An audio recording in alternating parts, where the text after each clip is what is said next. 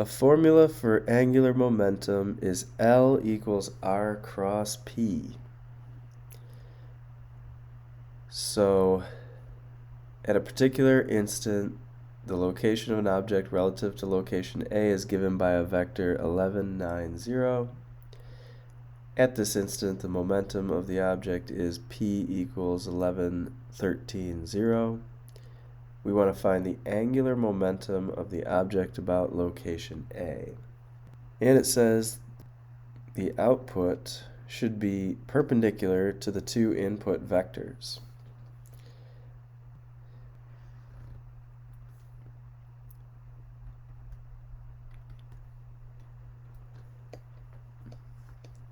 (11, 9, 0). Alright, we'd go over 11 on the x-axis, up to 9 on the y-axis, and then our z component is 0. So we're actually talking about this being our r vector. That's the position vector. And now it says P is 11, 13, 0. So one option is to draw your momentum vector like this. You just go over to 13, and then you'd go up to here perhaps and draw it like that. That's one option. However, typically what we would use this for, this kind of situation, is what if there was some kind of object like an asteroid or something, or a spaceship? And that would be where it's located right now, but the momentum would show which way it's going. And, momentum contains mass and velocity.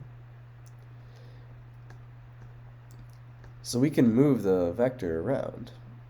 And now the vector is attached to the object, showing its motion, So 11, 13, 0.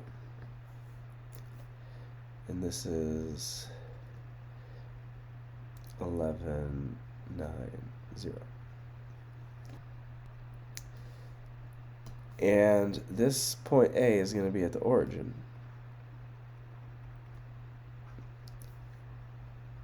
And so what does it mean to have an angular momentum? Well, okay, let's look at it just from the top down for just a second.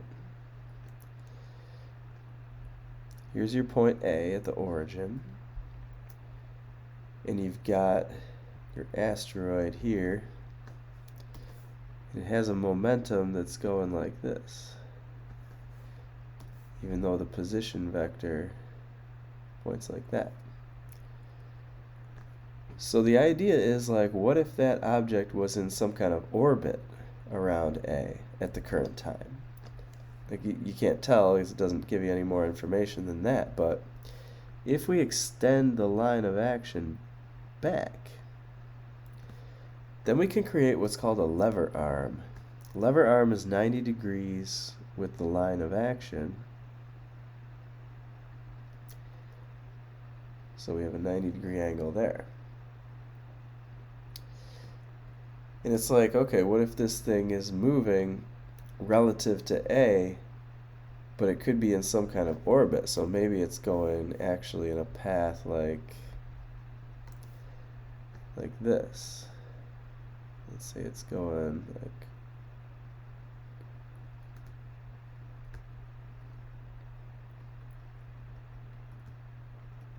but right now all we have is this r vector here. L is going to be the r cross P. And since it's a cross product, we want to know what component of r is perpendicular to the path. So you could call that r perpendicular.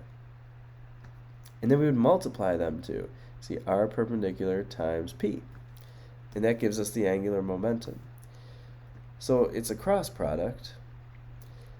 And we have a couple different ways of finding cross product. One is the formula L equals RP sine theta would be one way to do it. Problem is, in many cases, you don't know what the angle between them is, and it could be really difficult to find. So what we could do is use that idea of a matrix determinant. What you're supposed to do is put I, J, and K into a matrix determinant. We're doing R cross P, so you want your R vector in the second row. 11, 9, 0. Then put your momentum vector in the third row. 11, 13, 0. Alright, so now the technique is to multiply forward diagonals, and we can repeat the vectors components as needed on both sides.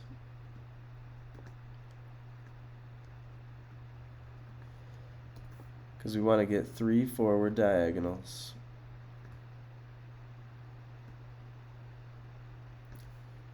And we want 3 backward diagonals.